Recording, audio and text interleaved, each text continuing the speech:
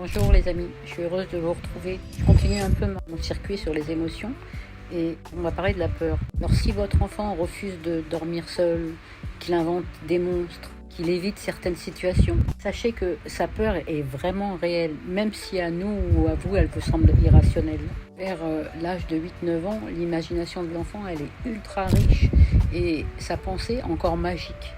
Donc en fait, l'enfant il peut à la fois capter des peurs comme plus abstraites comme la peur de la mort, la peur de l'abandon, la peur de l'échec.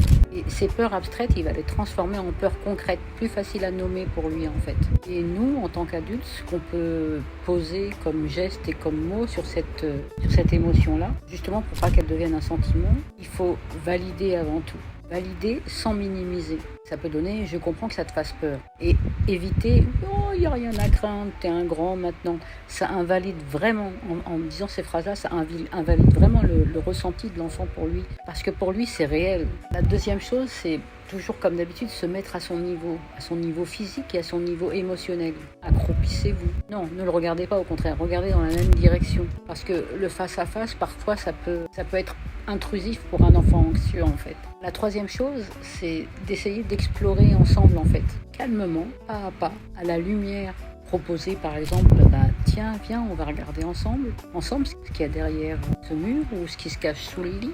Laissez-le mener la barque, laissez-le mener l'exploration. Suivez-le à son rythme et sans le forcer à avancer plus vite que lui, il n'a envie d'avancer. C'est comme s'il a quelqu'un à côté de lui et il va explorer ses peurs plus facilement. Trouvez un rituel, donnez un rituel rassurant, répétez chaque soir une phrase fixe qui est comme un mantra. Je suis là, juste à côté et tu peux m'appeler si tu as besoin.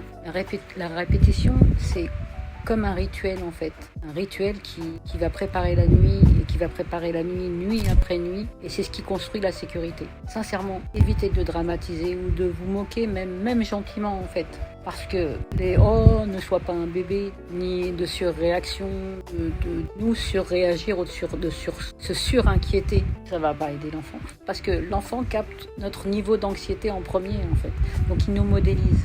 Donc si nous, on surenchère sa peur, du coup, ça va transformer cette émotion en sentiment, justement.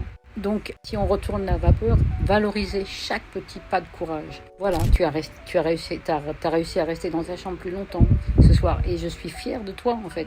Donc, tout ça, ça reste dans la peur normale que les enfants doivent accepter et traverser pour mieux grandir. Mais si, à contrario, la peur envahit le quotidien, empêche l'enfant d'aller à l'école ou de dormir régulièrement, et si ça s'accompagne de maux physiques comme des maux de ventre, des tremblements, du coup, on en revient au même conseil. N'hésitez pas à vous faire aider et à demander conseil auprès d'un professionnel. Alors dites-moi les amis, parce que tous les enfants sont sujets aux peurs. Comment est-ce que vous gérez vous la peur de vos enfants? Si cette vidéo, comme d'habitude, a un tant soit peu apporté de la valeur, n'hésitez pas à liker, à commenter et à partager. Merci les amis, prenez soin de vous et de vos enfants.